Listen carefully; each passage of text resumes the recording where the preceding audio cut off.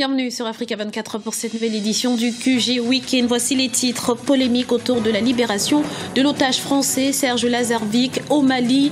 Il a été libéré en échange de djihadistes, une tractation qui pourrait peser lourd sur le processus de paix actuellement en cours. Le Burkina Faso commémorait ce samedi les 16 ans de la disparition du journaliste Norbert Zongo. À cette occasion, le Premier ministre Isaac Zida a réaffirmé son engagement à lutter contre l'impunité. Et puis, le Fonds monétaire international a produit ce 11 décembre le diagnostic de l'économie sud-africaine. L'institution salue des progrès remarquables dans plusieurs secteurs.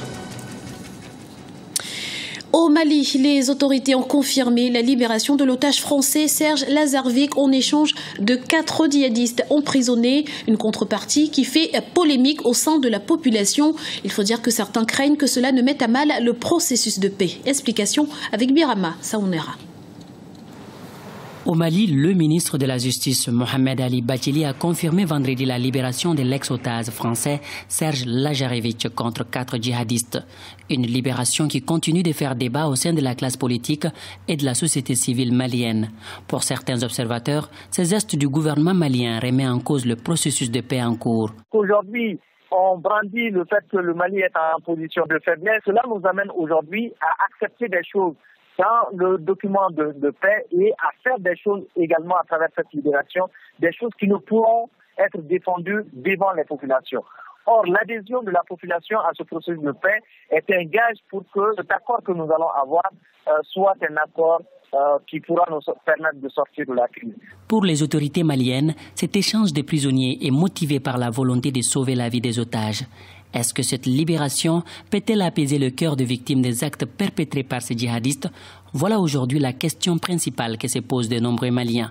Une situation qui suscite un climat d'incompréhension et de frustration dans le pays. C'est des raisons d'État que le peuple ne comprend pas souvent, mais aussi il y a un problème de communication au niveau du gouvernement. C'est vrai, il y a eu mort d'homme, nous le déplorons, mais faut-il continuer à laisser ces terroristes et ces djihadistes à faire d'autres morts? Si la libération de Serge peut permettre à la France d'agir en toute liberté, d'aider le Mali à chasser ces gens-là, moi je pense que raisonnablement, ça fait mal, mais les Maliens devraient pouvoir comprendre. Les djihadistes libérés sont Mohamed Ali Agwadoussen, organisateur présumé de l'enlèvement en 2011 de Serge Lazarvik et son compatriote Flip Verdon, ainsi que Aïba Ag Asherif, présumé terroriste. Oussama Ben Gouzi et Habib Ould Maouloud, auteurs présumés de graves violations des droits humains au Mali. En dehors du Mali, des organisations de la société civile nigérienne ont également dénoncé les conditions de cette libération. Selon elles, l'échange des prisonniers va encourager les prises d'otages.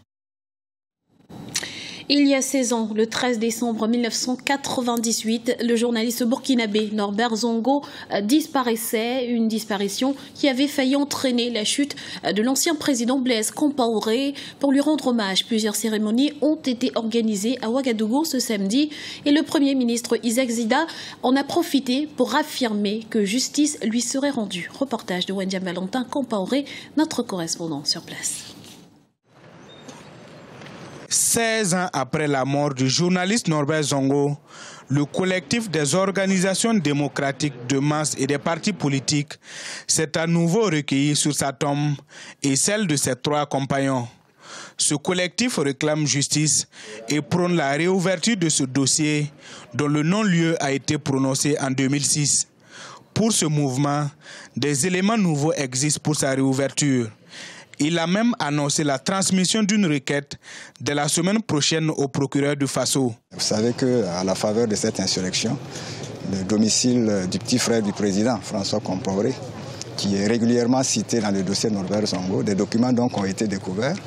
Nous avons fait le tour de ces documents, nous les avons analysés, les avons même expertisés entre griffes et nous pensons que certains de ces documents-là pourraient servir de base pour la réouverture du dossier Norbert Zongo. Outre l'hommage rendu à Norbert Zongo, le collectif a déposé des gerbes de fleurs sur les tombes des martyrs tombés lors de l'insurrection populaire en octobre 2014. Avec l'avènement du nouveau gouvernement de la transition, l'espoir renaît chez les familles des victimes. Même si c'est dans 100 ans, la lumière va surgir. Et donc avec ce régime-là, espérons qu'ils ont emboîté un bon pas. Bon. Dans l'espérance toujours, on attend que justice soit faite. L'arme n'est pas faite pour tuer n'importe qui. Voilà, ils sont là pour garder, non pas pour tuer. Donc s'ils vont oser tirer sur des gens comme ça, donc vraiment, ce que moi je demande seulement, que la justice soit claire. Lors de la célébration du 54e anniversaire de l'indépendance du Burkina, le président de la transition, Michel Kafando, a annoncé la tenue prochaine d'états généraux de la justice. Aussi, la commission réconciliation nationale devrait-elle se pencher sur ces dossiers considérés par les défenseurs des droits de l'homme comme les plus graves dérives du régime Compaoré. François Bozizé veut revenir aux affaires en Centrafrique. C'est du moins ce qu'il a laissé entendre dans une lettre ouverte rendue publique ce mercredi. Un retour auquel certains acteurs politiques ne s'opposeraient pas. Seulement, beaucoup reste à faire pour établir la paix dans le pays. Les explications d'Aminata Diak. François Bozizé se pose comme l'homme incontournable pour conduire les destinées de la Centrafrique. L'ancien président a affiché dans une lettre rendue publique ce mercredi 10 décembre 2014 sa volonté de revenir au pouvoir. Toujours en exil, l'ex-chef de l'État soutient avec assurance sa légitimité dans le dialogue centrafricain. Il faudra bien passer par un dialogue avec moi en présence de tous ceux qui sont responsables du chaos centrafricain, à commencer par Michel Djotodia. Sinon, je ne vois pas comment la République centrafricaine pourra en sortir. Certains acteurs politiques ne s'opposeraient pas à son retour dans l'arène politique. Si le plus grand besoin actuellement du peuple centrafricain, c'est vraiment la paix.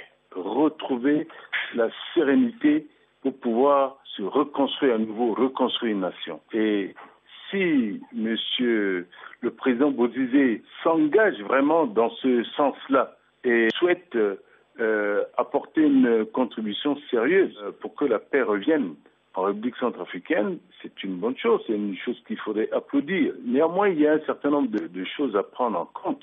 J'ai suivi un peu la position d'un certain nombre de pays qui demandent clairement au président Bozizé de se démarquer par rapport aux crimes graves, très graves, qui ont eu lieu en République centrafricaine.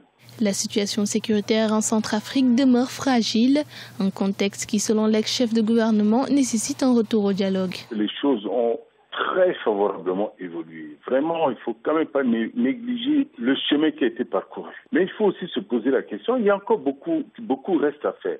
Et aujourd'hui, la difficulté, c'est d'amener tout le monde à dire nous arrêtons. Parce que beaucoup de gens, beaucoup de Centrafricains, beaucoup d'étrangers tirent profit de la crise centrafricaine. Et comment les convaincre pour qu'ils arrêtent? Et c'est ça vraiment le défi des uns et des autres aujourd'hui, du gouvernement, de la communauté internationale, pour essayer de ramener tout le monde autour d'une table pour qu'on puisse arrêter ce conflit qui ne fait que nous enfoncer. Pour sortir de la crise, les acteurs politiques centrafricains sont unanimes sur la nécessité d'améliorer les conditions de dialogue, une disposition importante pour assurer l'organisation des élections générales prévues en juin 2015. L'Afrique du Sud, félicitée pour ses progrès économiques. 20 ans après la première élection démocratique dans le pays, la nation arc-en-ciel connaît une croissance dans plusieurs secteurs, même si des défis restent à relever, notamment en ce qui concerne le chômage des jeunes. Le point tout de suite avec Marina Vanier. L'Afrique du Sud félicitée pour son économie. À l'occasion du 20e anniversaire de la première élection démocratique du pays, le Fonds monétaire international a exprimé sa satisfaction pour ses progrès remarquables. Le revenu par habitant a augmenté, l'accès à l'éducation et aux soins de santé s'est aussi amélioré. Le pays jouit d'une stabilité macroéconomique avec des institutions solides. Il y a aussi l'aboutissement d'importants projets portés par l'État, notamment l'achèvement de la centrale électrique de Medupi. Malgré les progrès accomplis, l'Afrique du Sud fait face à d'immenses défis socio-économiques. Avec près de 25% de la population active au chômage, dont 65% des 15 à 24 ans, l'emploi reste l'un des principaux enjeux sociaux de l'Afrique du Sud. Cette année est le 20e anniversaire de la première élection démocratique en Afrique du Sud. Et l'Afrique du Sud a vraiment parcouru un long chemin depuis lors.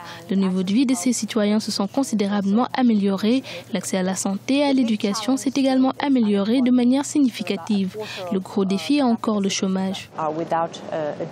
L'Afrique du Sud a longtemps été la première économie d'Afrique. Elle représentait quelque 30% du PIB de l'Afrique subsaharienne et 70% de celui de l'Afrique australe. Aujourd'hui détrônée par le Nigeria, elle demeure un poids économique du continent. Le fait que l'Afrique du Sud ne soit plus la première puissance économique africaine n'est pas en contradiction avec les félicitations du FMI. En ce sens que la puissance économique d'un pays est mesurée par rapport à son produit intérieur brut, donc par rapport à la richesse produite.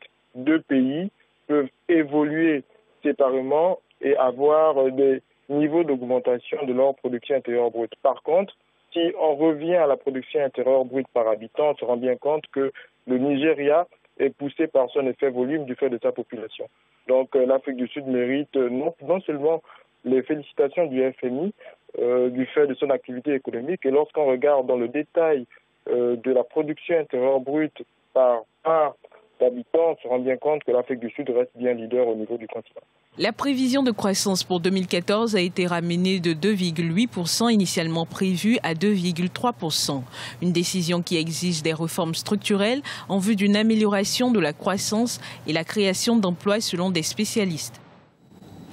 Les citoyens guinéens au premier rang du combat contre le virus Ebola, ils sont nombreux à s'engager pour sensibiliser les populations sur les mesures de prévention. C'est le cas notamment de la journaliste guinéenne Diaka Kamara qui vient de réaliser un documentaire de 26 minutes décliné en plusieurs langues. Ibrahima Tindiaye. Un documentaire pour sensibiliser la population guinéenne sur la maladie Ebola. L'initiative vient d'une journaliste guinéenne, Diaka Kamara. D'une durée de 26 minutes, ce reportage a pour objectif de pallier au manque d'informations dont certaines populations sont confrontées. Une démarche qui vise également à mieux faire connaître la maladie. D'abord, je trouvais qu'il était important que l'histoire soit dite d'un point de vue d'une journaliste guinéenne, vu que la maladie sévit en Guinée.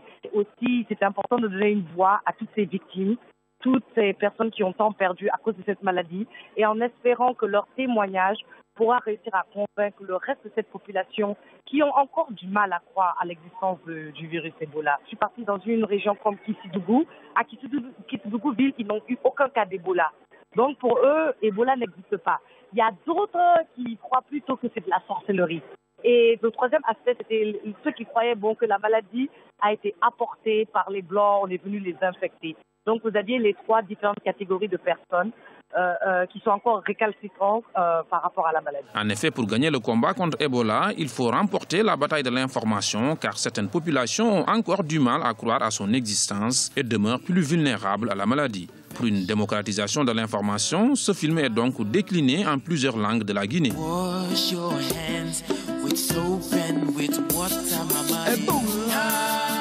Le film est sorti la première présentation jeudi passé et nous avons l'intention de le traduire dans toutes les 6 langues du pays, c'est-à-dire le Peul, le Malinké, le Soussou, le Kissi, le Guerzé, le Toma, afin que le message vraiment puisse parvenir à cette population locale. Parce que c'est avec eux qu'on a du mal à vraiment faire parvenir un message de sensibilisation. Et j'espère que le documentaire pourra encore sensibiliser, comme vous avez dit, les récalcitrants. Et pour cela, il faut vraiment qu'ils comprennent le message.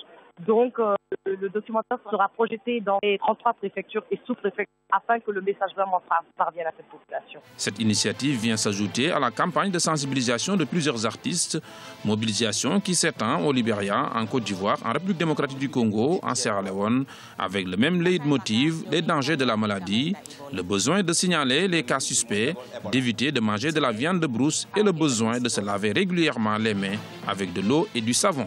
Rappelons que l'épidémie d'Ebola a déjà fait plus de 6 000 morts selon le dernier bilan de l'Organisation mondiale de la santé. Ce journal a été réalisé par l'ensemble de la rédaction. Nous vous remercions pour votre fidélité. Retrouvez dans un instant une nouvelle édition du QG Week-end sur Africa 24.